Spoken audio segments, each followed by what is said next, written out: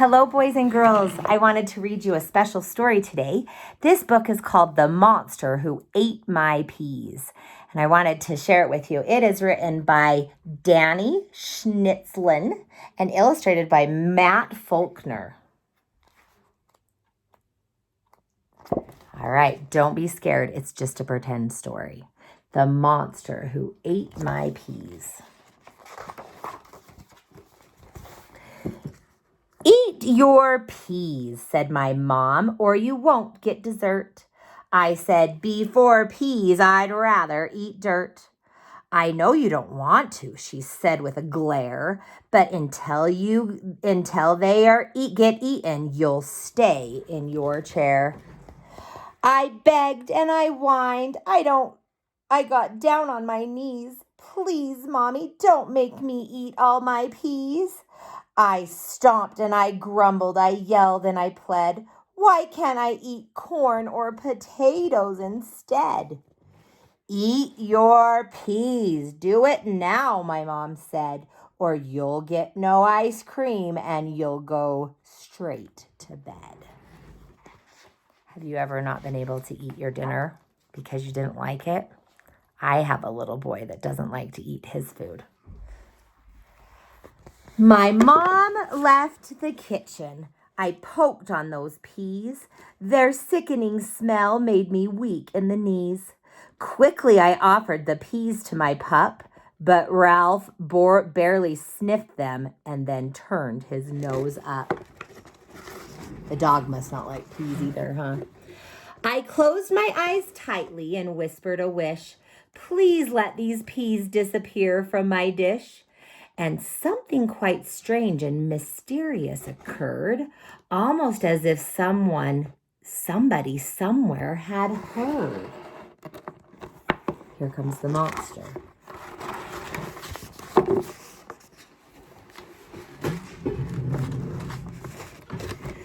For right out of nowhere, a monster appeared. His hair looked like spinach, and so did his beard. His big bloated body was broccoli green, and his breath, when he sneered, reeked of rotten sardines. Each eyeball resembled a big Brussels sprout. His long, bumpy squash nose was sticking straight out. Large liver-like lips peeled back to reveal sharp teeth like a shark's and a tongue like an eel. Long octopus tentacles withered from his torso. Quite gruesome already, those arms made him more so.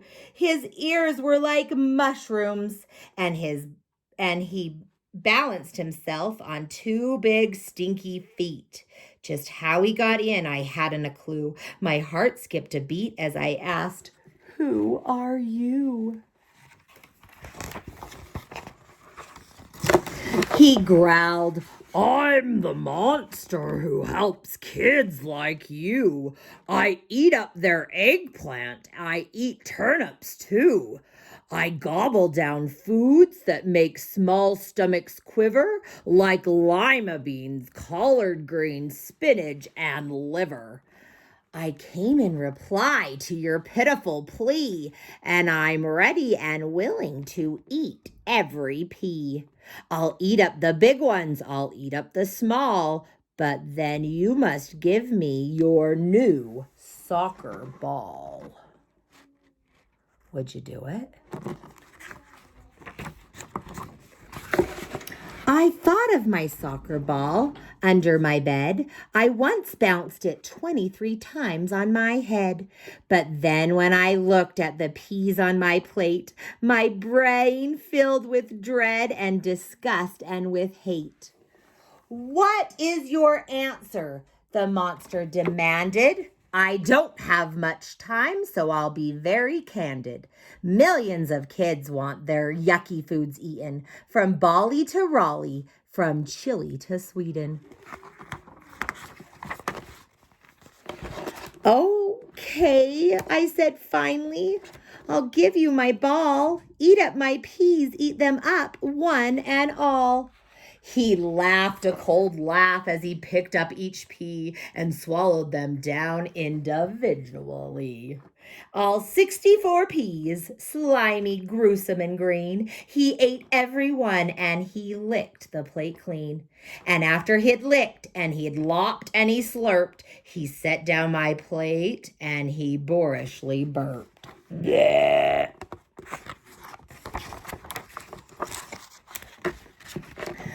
Then, just as my mother came back in the room, he vanished, no trace, with a noise that went boom.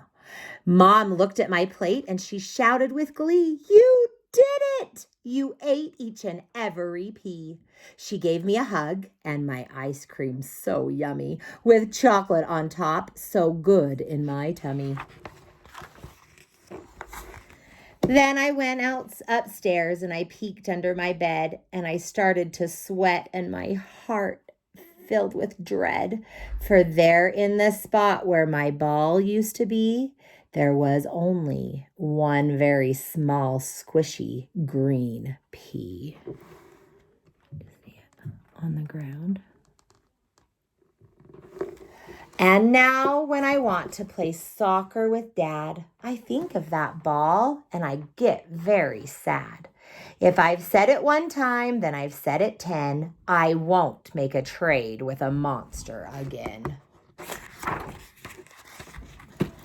Not long after that, we had peas with our meal. The monster appeared with the same kind of deal. "I'll eat up your peas just as quick as you like, but then in return you must give me your bike." I thought of my bicycle, shiny and new. I'd spent my whole savings to buy it, that's true.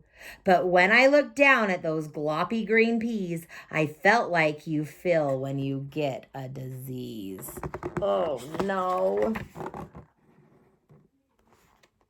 "Okay," I said sadly, "I'll give you my bike. Just eat up these peas, get them out of my sight." The monster then opened his mouth very wide. He took all my peas and he dumped them inside. He chewed and he chomped and he swallowed them down. Then, boom, he was gone, off for some other town. Look at him. Would you give him your bike? My mom served me cake, but I just couldn't eat it. I walked to the door feeling down and defeated.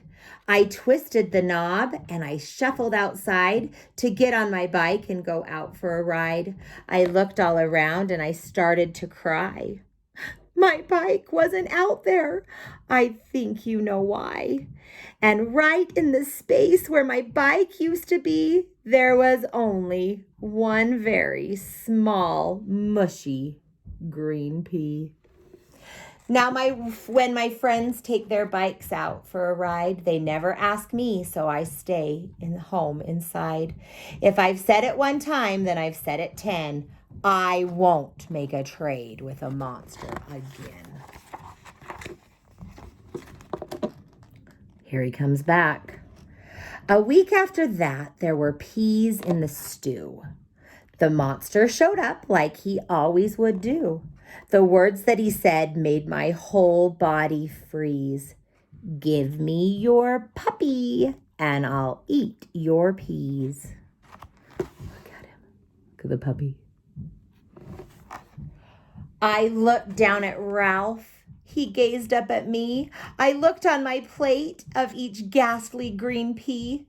"Come on," growled the monster. "I'm already late. Just give me your dog and I'll finish your plate."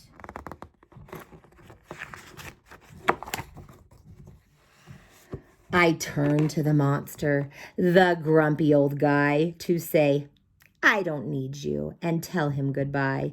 But right in the spot where the monster... Oh, did I skip a page? I skipped a page. I looked at those peas and I just about gagged. I looked back at Ralph, his scruffy tail wagged. My pup put his cold little nose on my knee. I reached for my fork and I speared a small pea. I opened my mouth and I squinched up my eyes. The pea touched my tongue and I got a surprise. That pea didn't taste like I thought that it would. I had to admit that pea tasted good. I picked up another and chewed it and swallowed. Each pea tasted better than those it had followed. I ate every pea till there wasn't a trace, and Ralph thanked me kindly by licking my face. And now there's not... Oh, I skipped the page again. I turned to the monster, that grumpy old guy, to say, I don't need you, and tell him goodbye. But right in the spot where the monster had stood was only a pea, and it tasted quite good.